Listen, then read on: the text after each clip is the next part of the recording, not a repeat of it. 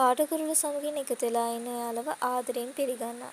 Video එකට යන්න කලින් ඔයාලට ආදරෙන් මතක් කරනවා මේ channel එක හරහා කරන්නේ කතාවකට ඉදිරියේදී වෙන්න පුළුවන් කොටසක් අපි ගෙස් කරලා ඔයාලට කියනවා මෙන්න මේ වගේ දෙයක් වෙන්න පුළුවන් කියලා. ඉතින් බලමු අද කොටසේ කියන දේ ඇත්තටම කතාවේදී සිද්ධ වෙයිද කියලා. හරි අපි යමු අද වීඩියෝ එකට. අද මම කතා කරන්නේ මංජිත කෙවින් මේ පටලැවිලි විසඳ ගන්න ඉදිරියට නිම්නාල්ගේ තාත්තා කරන්න යන දේ ගැන. නිම්නාවිගේ තාත්තා යනවා කෙවින්ගේ ඔෆිස් එකට. ඉතින් මේ විදිහට ඔෆිස් එකට ආවට පස්සේ ඔයාට මොකක්ද හිතෙන්නේ?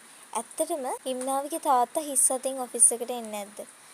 මට නම් හිතෙනවා එයා අනිවාර්යයෙන්ම ෆොටෝ එකක් හරි කෙවින්ගේ මූණ තියෙන මොකක් හරිම දෙයක් අරගෙන ඇවිල්ලා අනිවාර්යයෙන්ම මේ කෙවින්වයි මංජිතවයි තියෙන පටලැවිලි ලිහ ගන්න ෆොන්සේකගෙන් අහවි මේ දෙකෙන් කවුද ඔයාගේ පුතා කියලා. ඉතින් ෆොන්සේකට එක සැරේටම මේකට උත්තරයක් දෙන්න බැරි වෙනවා. තමන්ගේ පුතා බොරුවක සේයාවක් කියන එක දැනටම ෆොන්සේක දන්නවා. ඉතින් මේක ගැන ෆොන්සේක අනිවාර්යයෙන්ම පැහැදිලි උත්තරයක් පස්සේ ලබා දෙන්නම් කියලා පොරොන්දු වෙනවා. ඒකට හේතුව කෙවින්ගේ තාත්තට කැමති කෙවින්ගෙන්ම මේකට උත්තරයක් දැනගන්න.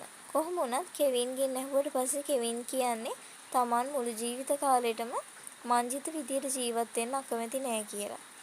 කොහොම වුණත් නිම්නාවට තියෙන ආදරය ගැන කෙවින්ගේ තාත්තට ඒ කතාවෙන් ගොඩාක් තේරෙනවා. ඊට පස්සේ තාත්තා මේ දේ ගැන නිම්නාවගේ තාත්තට පැහැදිලි කරලා දෙනවා.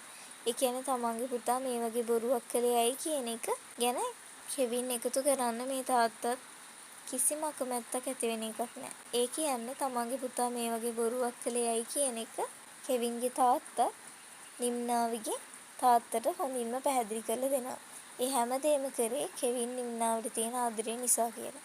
මෙතනින් එහාට එයා බොරු කරන්නේ නැහැ කියන පොරොන්දුව අනිවාර්යෙන් ෆොන්සේක මහත්තයට ලබා දෙන්න පුළුවන් කියන එක ගැනයි අද අපි මතක් කරන්නේ.